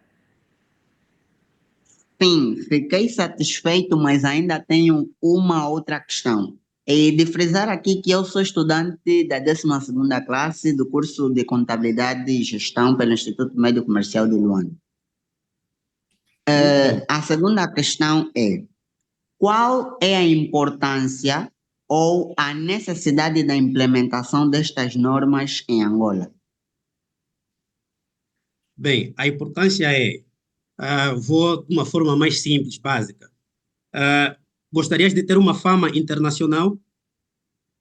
Sim, Ser um contabilista reconhecido a nível internacional? sim, obviamente que sim, senhor. Exatamente, é a mesma coisa que nós estamos a fazer para que as nossas empresas tornem empresas reconhecidas a nível internacional, em termos quando apresentam suas demonstrações financeiras, que essas demonstrações sejam credíveis, não é? A nível internacional, então devemos adotar as IFRS. Ok, então, de forma a me fazer entender, permita-me só, por favor, Dr. Khan, Sem problemas. as normas internacionais ao serem implementadas ao mercado angolano, tendo em conta a comparabilidade, ela vai permitir com que certos investidores façam uma comparabilidade do exercício ou dos demonstrativos financeiros de Angola e com os seus demonstrativos de lado exterior, com vista a eles terem em conta se é possível ou não investirem em Angola. Correto, correto, certo, Ok, certo, ok, certo, ok. estás certo. Obrigado. Ok, de nada. Sim. Ok. Passo agora a palavra ao senhor Adilson Fula. Senhor Adilson Fula, queira por favor colocar a sua questão.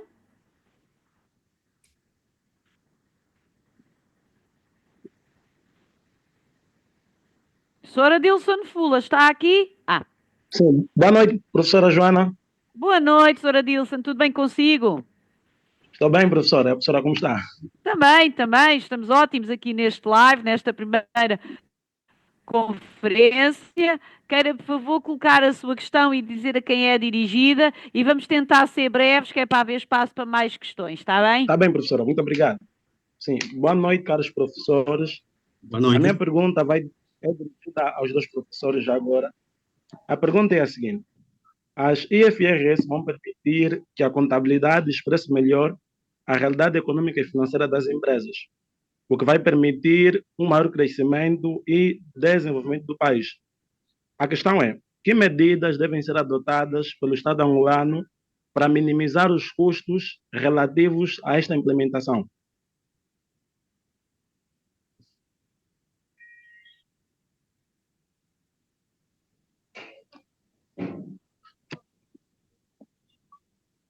Doutor Cani? Bem, ok, só estava. Desculpa, estava aqui a apontar a pergunta. Medidas para minimizar os custos. Bem, essa pergunta, minimizar os custos. A pergunta é: no âmbito do governo, minimizar os custos ou as empresas minimizar os custos?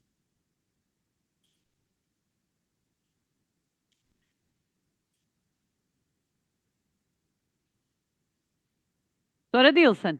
Sim, professor Cani, na realidade é no âmbito do Estado, porque a princípio isso vai beneficiar todo o país, porque Exato, vai permitir que haja um maior investimento externo, um exato. maior investimento estrangeiro. A pergunta é: o Estado deve permitir que as empresas possam realmente fazer isso? E se há muitos custos relacionados a esta implementação, claramente que o Estado deve se envolver até certo ponto para permitir que as empresas tenham menores custos de implementação. Acredito nisto, pelo menos. Bem, acredito que sim, mas até agora, não é? Até agora, eu não tenho ainda conhecimento daquilo que o Estado está a pensar sobre a minimização dos custos, não é? Naquilo que diz respeito à adoção das IFRS em Angola. Mas, em termos empresariais, poderia dizer o seguinte: essa é a altura certa que as empresas devem começar já a investir, não é? Por exemplo, na formação dos seus quadros, não é? Começar já a fazer a previsão sobre a implementação das IFRS, para que isso não surgir de surpresa e depois amanhã ah, causar ou amanhã poder custear mais para a sua implementação, no que diz respeito à formação dos seus quadros, a própria implementação, por exemplo, a troca dos softwares, essa coisa toda. Então, quer dizer que as empresas devem começar a preparar-se agora, não é? É agora que as empresas devem começar a preparar-se, criar, por exemplo, previsões para a implementação dessas IFRS daqui a 2026. É basicamente isso. Mas agora sobre o governo, bem, não quero dar uma informação falsa sobre isso, não sei o que é que até agora o Estado angolano está a pensar sobre a minimização dos custos na adoção das IFRS para as empresas. Não tenho conhecimento disso até agora. Não sei se a doutora Joana pode ajudar, uma vez também a doutora Joana é minha colega no Conselho Nacional de Normalização Contabilística, se calhar deve ter conhecimento com relação a isso. Se tiver conhecimento, também pode partilhar. Não, infelizmente, pronto, isto é como tudo, nós ainda estamos numa fase, não vou dizer mais embrionária, mas ainda estamos na fase, de facto, de definir as normas, como é que vai ser definidas as contas, portanto, ainda estamos aqui numa fase muito, neste momento ainda estamos a preparar as normas para depois saírem em consulta pública, portanto, ainda não foi feito, portanto, ainda não, pelo menos o que nós saibamos, eu também não tenho mais conhecimento que o professor Cani, neste momento também não sei o que é que o Estado está a pensar fazer para minimizar, possivelmente porque se calhar ainda não chegámos a essa fase, não é? Ainda estamos na fase de preparar o normativo para consulta pública, portanto ainda não estamos de facto na parte como é que depois, o que é que o Estado vai fazer, etc. De qualquer maneira, vale o conselho que o professor Cani já deu, que é já se sabe que vamos ter que aderir às normas internacionais. Há uma previsão de data, eventualmente não quer dizer que não possa ser alterada, mas as empresas podem começar já a preparar-se, pelo menos no sentido de começar a dar formação aos seus quadros para que tenham alguma noção do que são as normas internacionais. Portanto, Sra. Dilson, lamento não podermos dar melhor informação sobre o que o Estado vai fazer, mas é porque neste momento não temos mesmo. Não sei se tinha mais alguma questão ou se era só essa. Professora? Sim. Sim, acredito que em relação a isto, não sei se o professor Carne poderia trazer uma vertente mais das empresas em forma, se calhar, a aconselhá-las, né, sobre o modo como poderiam se preparar para isso, de forma prática. Eu penso que o professor Adilson, que o professor Cani já falou que, pelo menos com a formação, podem começar já a preparar-se e podem começar, por exemplo, já a preparar, pelo menos que vão ter que fazer algum investimento a nível de software, como não sei se o professor Cani quer dizer mais alguma coisa. Não, doutora Joana, certo, está certo, é mesmo isso. É mesmo isso. Eu, pelo menos, começaria já por investir na formação das pessoas, né? Porque antes de que uma empresa possa desenhar qualquer processo de transformação, não é? É importante que os quadros saibam o que é que vai acontecer, não é? É importante que os contabilistas saibam que de antes as IFR, os conceitos eram de uma maneira e que agora vão ser de outra, não é? Portanto, eu começaria já por aí. É quando se calhar não há nada de mais concreto, a parte de dar formação sobre normas internacionais aos quadros, acho que era já um primeiro passo e com a antecedência suficiente, porque como podem ver aqui no esquema, as normas internacionais não são as 100 páginas que tem o PGC, não é? São não sei quantos milhares de páginas de conceitos que os contabilistas terão que aprender. Portanto, começar por dar formação talvez fosse um primeiro grande passo, para depois não ficar tudo para a última hora, como aconteceu com o IVA, né? Mas pronto, Exato. também não quero de facto esticar muito mais aqui. Sra. Dilson, obrigado pela sua intervenção.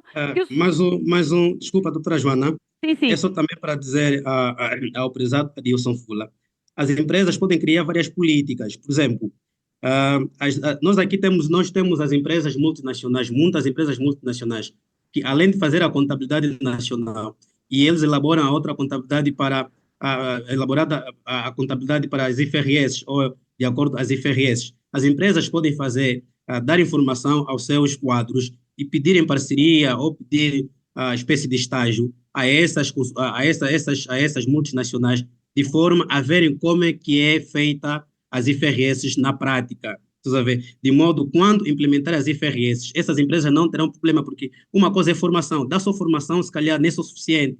Mas agora, como pôr isso na prática? Como praticar as IFRS? Isso pode ser um pouco difícil, mas praticar, quer dizer, pôr isso na prática, você deve trabalhar mesmo. Deves ver como é que isso funciona. Então, isso, se as pessoas pedirem estágio nas multinacionais, né, quando estão a preparar as suas demonstrações de acordo com as IFRS, também seria uma boa política para as empresas que querem dar formação para os seus quadros. Bom, Sra. Dilson, Sr. Cani, muitíssimo obrigado pela excelente sugestão. Sra. Dilson, penso que já está esclarecido. Entretanto, vou passar a palavra ao Sr. Mauro Machado. Sr. Mauro Machado, boa noite.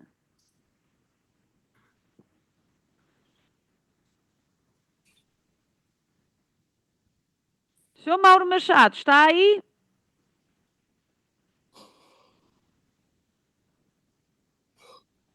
Sr. Mauro Machado, foi beber o cafezinho.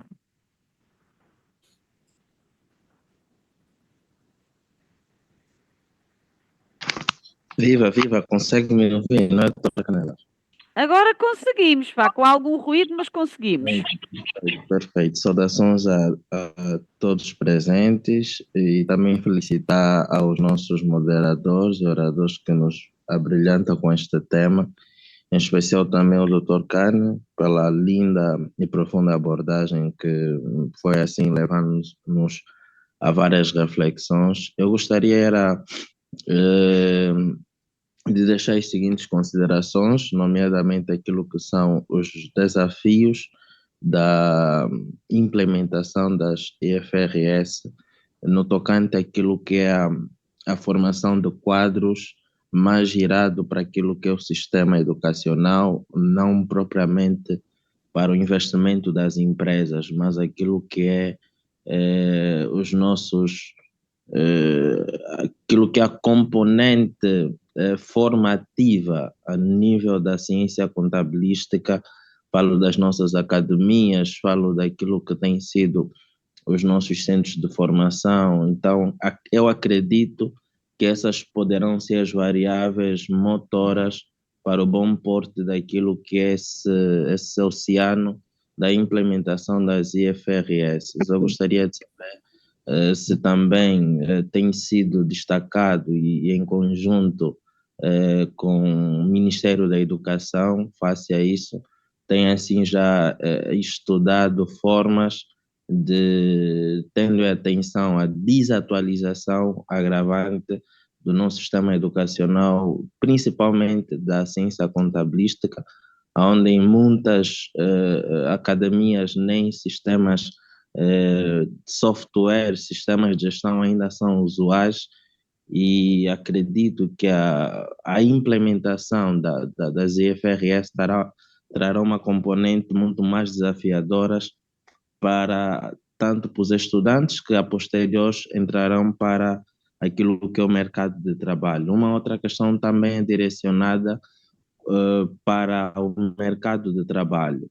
Falou-se muito bem dos custos inerentes a todas essas políticas, tendo em atenção que a IFRS pauta por um nível mais rigoroso daquilo que é a transparência, a fidelidade, os princípios que também pautam pelo PGC. Eu gostaria de saber, tendo ainda a dificuldade das empresas, nomeadamente os gestores, de apresentarem as demonstrações financeiras com informações fiáveis, qual seria o impacto relacionado à implementação das IFRS, uma vez que o objetivo também é a exportação, né, e a apresentação das nossas informações a nível do exterior. Penso que são os pontos que gostaria de trazer aqui como reflexão e deixo especial abraço também a todos que assim ouviram. Obrigado. Ok, obrigado.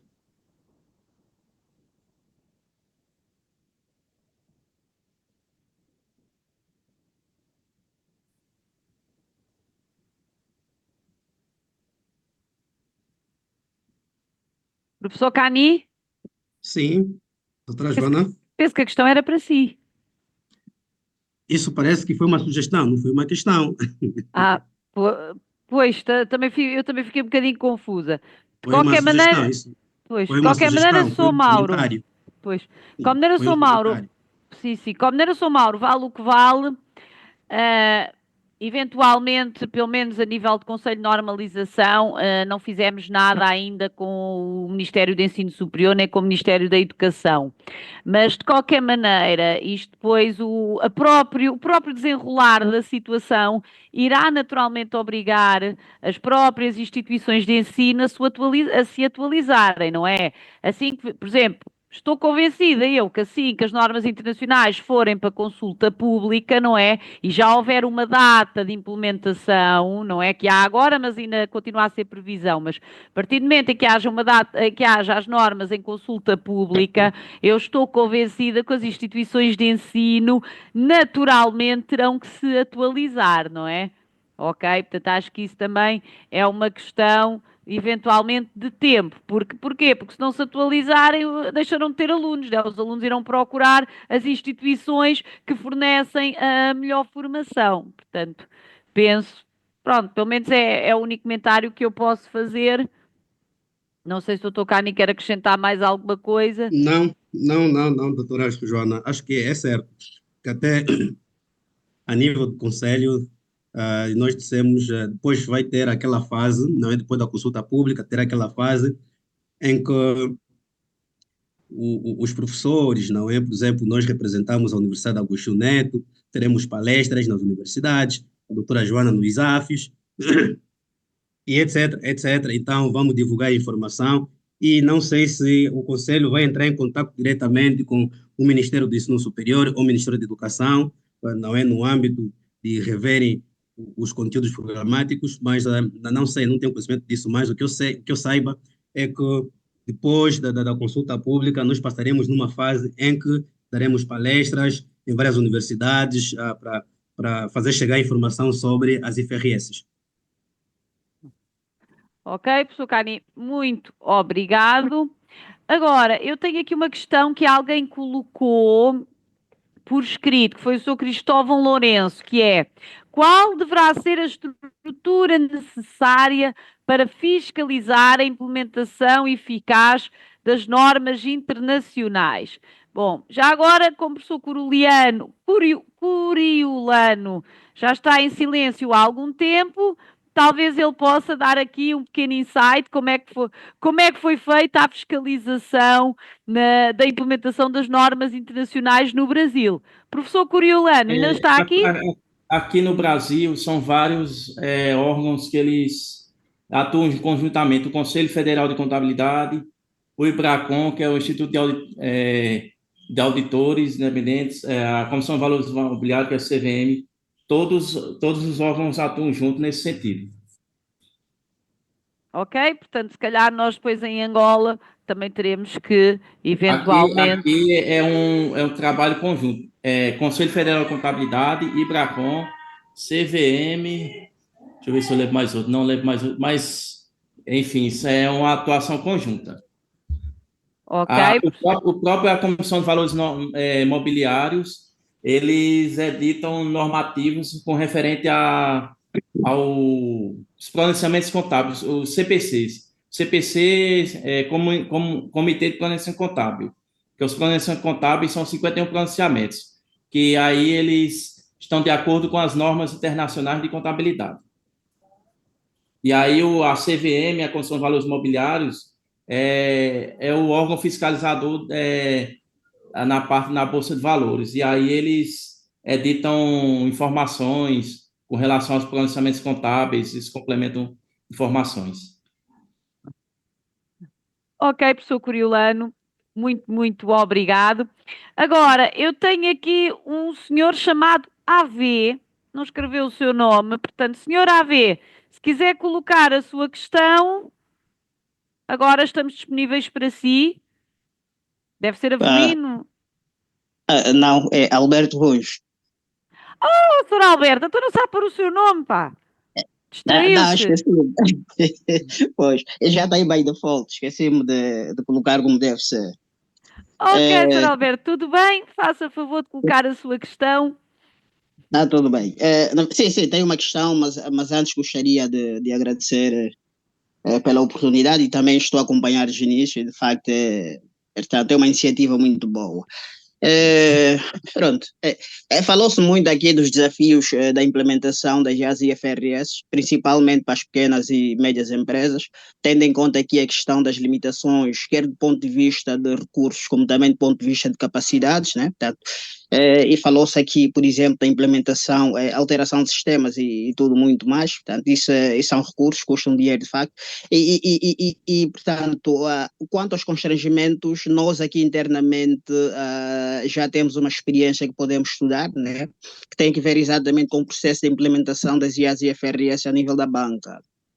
Nós começamos em 2016 e aquilo foi gradual, não é? Na medida que todos nós sabemos que, apesar portanto, dos bancos em Angola estarem todos a competir no mesmo mercado, mas do ponto de vista de estrutura, capacidade de recursos, podemos dizer que competem em ligas diferentes, né? Por isso mesmo aqui o BNA, o Banco Nacional de Angola, que foi no caso a entidade que coordenou todo esse processo de implementação e também fiscalização, fê-lo dentro do princípio da gradualidade, né? Tanto assacando essa obrigatoriedade aos grandes bancos que tinham recursos e capacidades, podiam até contratar consultoria e tudo mais, e deixou os pequenos bancos, portanto, com um lag de 72 anos, salvo erro.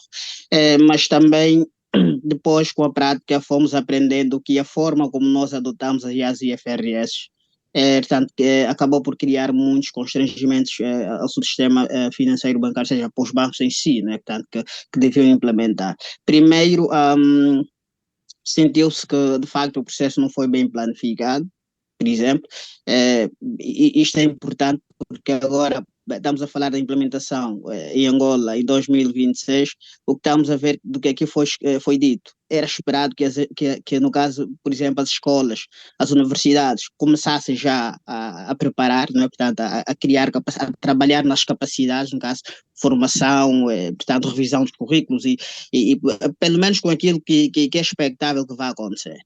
No caso da banca, para dizer que nós adotamos por referência, né? A adoção na banca foi por referência e aquilo que se sabe é que a adoção das IAs e FRS por referência dá-se quando um determinado país ou uma determinada geografia contabilística adota de forma completa, de forma integral as IAs e FRS, de tal forma que sempre que houver uma alteração, a emissão de uma norma, automaticamente essa norma passa a ser obrigatória nessa geografia que o terá adotado, portanto, por referência. Portanto, não há digamos assim, não há, digamos aqui assim, Diferença. aquele exercício de olhar, exatamente, olhar para a norma, analisar a nossa realidade, depois fazer aqui uma costura na norma para que efetivamente incorpore aquilo que são as nossas idiosincrasias. E nós aqui internamente, a nível da banca, isso causou-nos alguns problemas, porque existiram normas para as quais, efetivamente, depois na prática nós notamos que a banca não estava preparada, não tinha recursos e também não tinha capacidades. Mas como a adoção era por referência, tínhamos que adotá-la. Não é? Portanto, só para ter uma ideia, uma dessas situações foi exatamente que teve que ver, por exemplo, com o exercício financeiro de 2019, quando a Angola, a nossa economia, foi considerada uma economia hiperinflacionária, não é? E decorrente da adoção das normas internacionais de contabilidade, por referência, nós teríamos que, portanto, dar respaldo àquilo que está na IAS 29 e os bancos tiveram dificuldade em fazer isso e por isso mesmo é que todos os bancos levaram reservas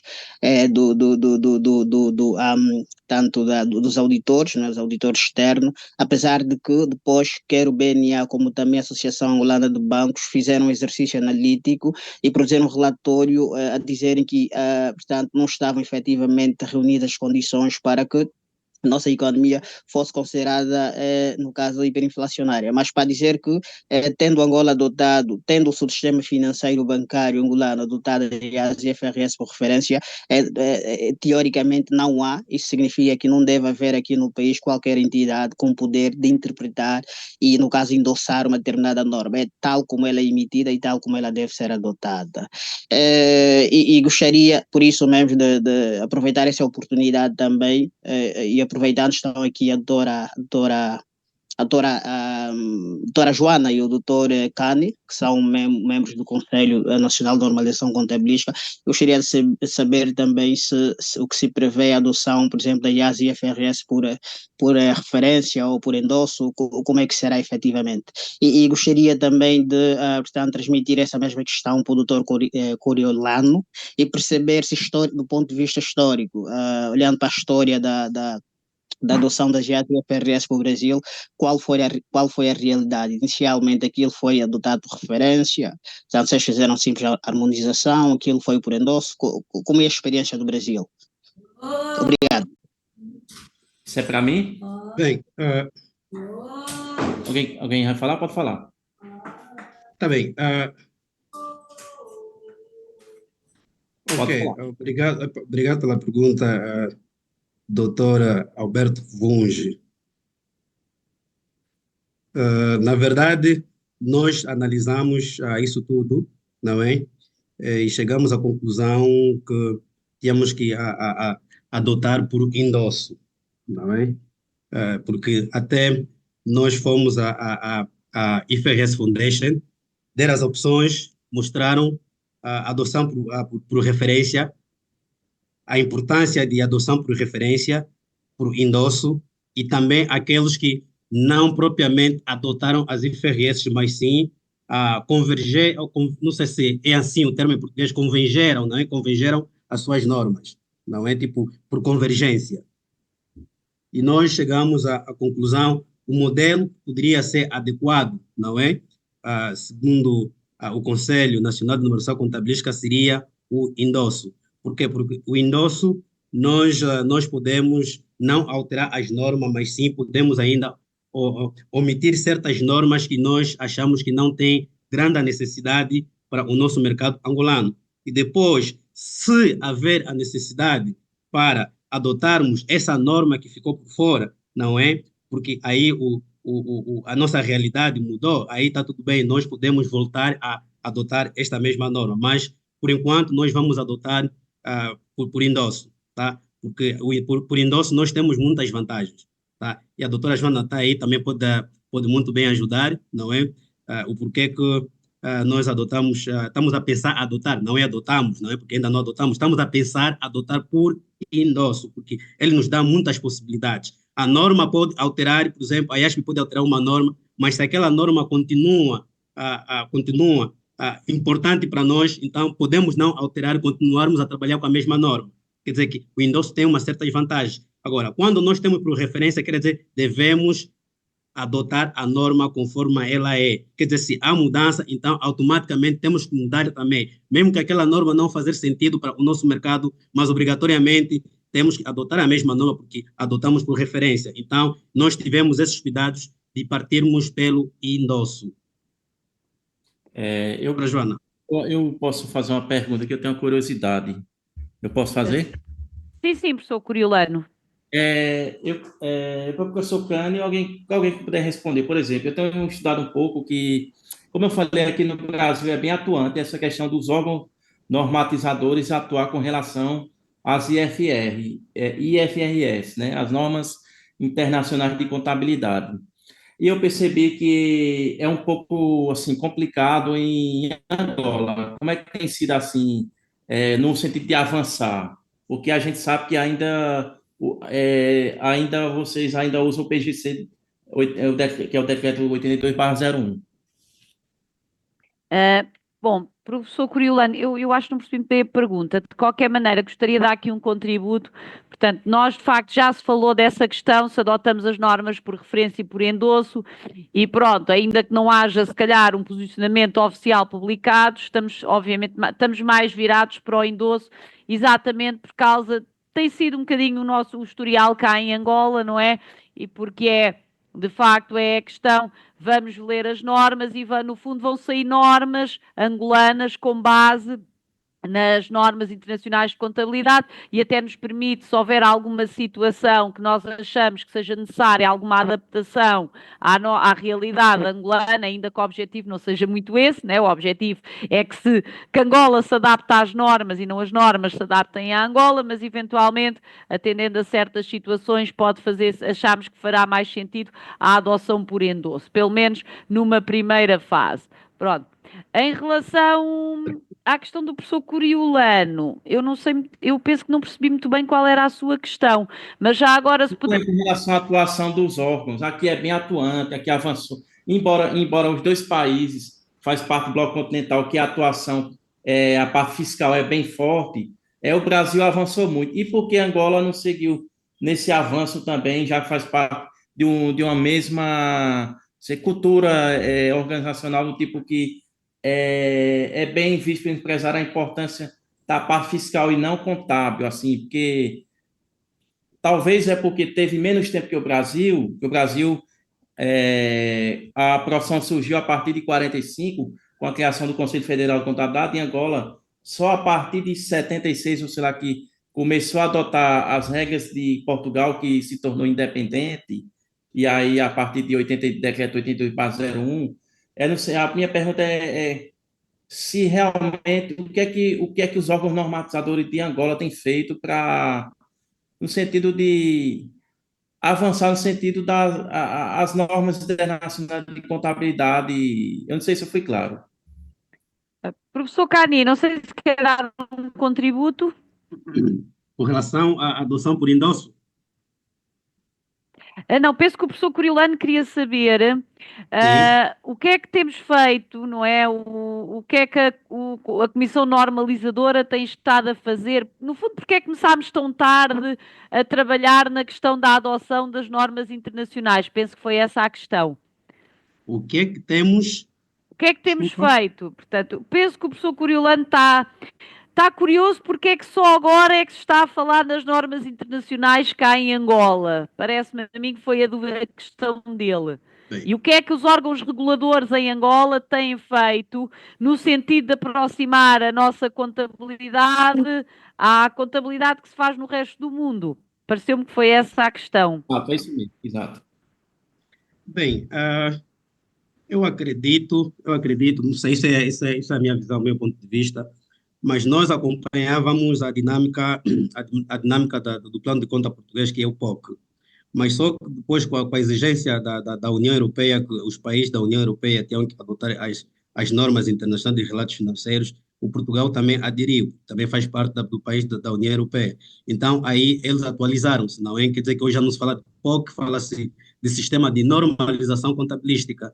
Mas nós, como acompanhávamos a evolução do POC, já não acompanhamos até ao ponto das normas internacionais de contabilidade. Mas, tarde ou cedo, estamos aqui, estamos a pensar nessa via de adotar, não é? E o que estamos a fazer, estamos na fase, estamos a trabalhar, não é? No sentido das traduções, fazermos as traduções ou as comparações das IFRS do Brasil, as IFRS da União Europeia e depois do próprio inglês, não é? Que é da IASB, que é a própria norma, essa coisa toda, para vermos qual é a base correta, a base apropriada que nós podemos seguir. Porque a IFRS Foundation diz que a base brasileira é a melhor base que nós podemos acompanhar, podemos seguir. Mas também estamos a ver também a base portuguesa. Então, estamos a trabalhar nessa perspectiva, nessa comparação entre Brasil, Portugal e a própria norma original, que é da IASB. Então, é mais ou menos isso aí. Mas só que não acompanhamos a evolução do sistema de normalização contabilística que agora está a se usar em Portugal. Nós ficamos no tempo e no espaço, não é? Porque usamos o plano de conta, se olharmos para o plano de conta, o conteúdo, uma boa parte do plano de conta é POC, plano de conta oficial de Portugal, é POC. Então, se calhar é nesse sentido, não é? É nesse sentido. Agora, nós queremos também que o mundo nos conheça, não é? Então, há necessidade de olharmos para a adoção das IFRS. Eu tenho outra pergunta que é minha curiosidade, fácil de responder, acho que todo mundo tem.